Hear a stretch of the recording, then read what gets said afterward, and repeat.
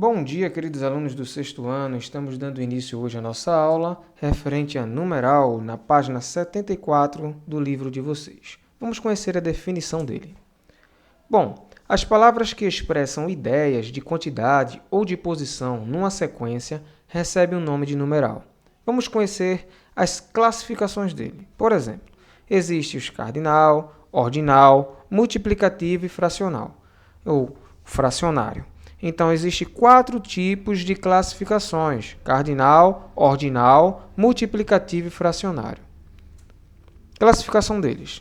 A ordem deles seria os numerais, que é o que a gente vai aprender, os ordinais, pois indicam uma posição de algo em uma sequência. Por exemplo, primeiro, trigésimo, centésimo. Os cardinais expressa a quantidade exata, por exemplo, 3, 2. Os fracionários indicam o número de vezes pelo qual a quantidade é dividida, por exemplo, 1/3, meio, metade. E o multiplicativo indica o número de vezes pelo qual uma quantidade é multiplicada, por exemplo, o dobro, o triplo, o quintuplo e aí vai sucessivamente. Um exemplo de cada um. Dos ordinais, a primeira semana. Dos cardinais, 3 semanas depois. Então, primeira, ordinal, primeiro, segundo, terceiro. Cardinais, 3 semanas, 2 semanas.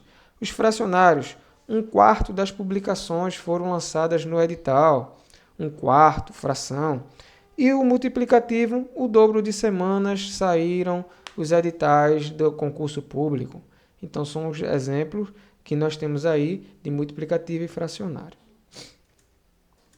Para ficar mais claro, nós temos aí classificações dos numerais. O cardinal, 1, 7, 28, 109 ou 190, 1000 e etc. Os numerais ordinais, primeiro, vigésimo, segundo, nonagésimo, milésimo. Os numerais multiplicativos, duplo, triplo, quadruplo, quintuplo e aí vai sucessivamente. Os fracionários, 1/2, 1/3, 3/10 e um extra aí para vocês, que são os numerais coletivos, que não constam no livro de vocês, mas não se preocupem, não vai cair em questão, mas é bom a gente sempre ter uma ideia como dúzia, cento, dezena, quinzena e aí vai sucessivamente.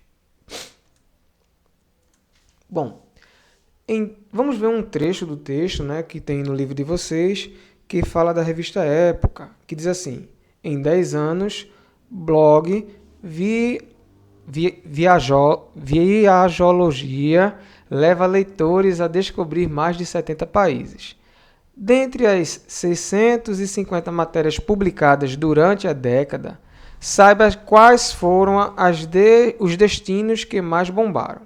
Então, primeiro parágrafo. Entre as 650 matérias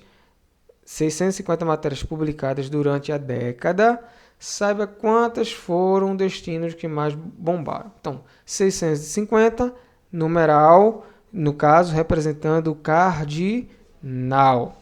O blog Viajologia de Época comemora nesta terça-feira, fração, 20 de junho, 20 é um numeral, de 2017 e outro numeral, seu 10º aniversário. Aí, no caso, vem a ordinal. Então, durante essas semanas, 522 semanas, mais um numeral, e aí vai 72 países, 650 histórias, numeral, cardinal. Então, percebam que aí apareceu a presença só nesse texto, nesse primeiro parágrafo do blog, esses dois tipos de mensagem com números, Então, já vimos aqui, 10, numeral, 600, no caso aqui, cardinal. Aqui nós temos fracionário, terça, que é 1/3, e aí vai sucessivamente. E 10º, no caso aqui, é o ordinal, colocando a posição em que se encontra. Em algumas situações, o numeral pode substituir um substantivo. Nesses casos, ele é chamado de numeral substantivo, ou seja, ele vai sair como função de sujeito. Por exemplo, aqui, O tio e o sobrinho programam uma viagem. Os dois foram para a Amazônia. Então, aqui ele, para não repetir, ele usou o numeral no sentido de segunda oração como sujeito da frase.